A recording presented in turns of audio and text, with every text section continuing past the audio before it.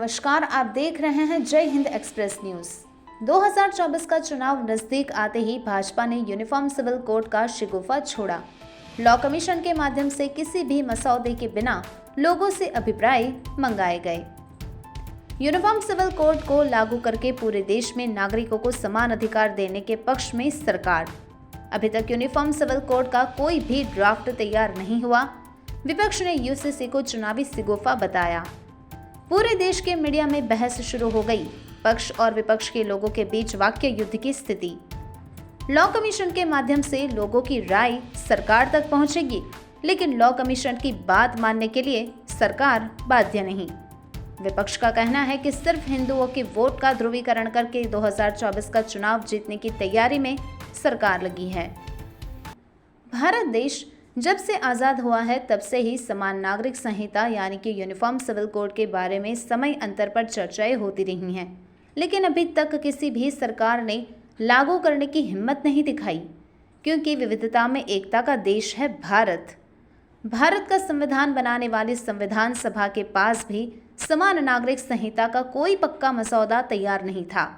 संविधान सभा के कई सदस्यों में भी समान नागरिक संहिता के बारे में मतभेद थे, लेकिन अभी भी केंद्र सरकार ने लॉ कमीशन के माध्यम से भारत के नागरिकों और धार्मिक संस्थाओं की राय जानने के लिए 30 दिन का समय दिया है, जबकि समान नागरिक संहिता के बारे में अभी तक कोई भी मसौदा तैयार नहीं है।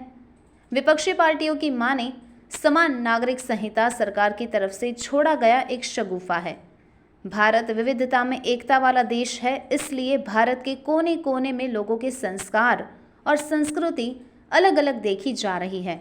ऐसे में कई विशेषज्ञों का मानना है कि यूनिफॉर्म सिविल कोड भारत में आसानी से लागू नहीं हो सकता। कई विशेषज्ञों का अभिप्राय यह भी है कि यूनिफॉर्म सिविल कोड को छोटे छोटे टुकड़ों में विशेष विस्तार में विशेष प्रावधानों के साथ लागू करवाया जा सकता है, लेकिन पूरे भारत में समान नागरिक संहिता लागू करना बहुत ही मुश्किल होगा।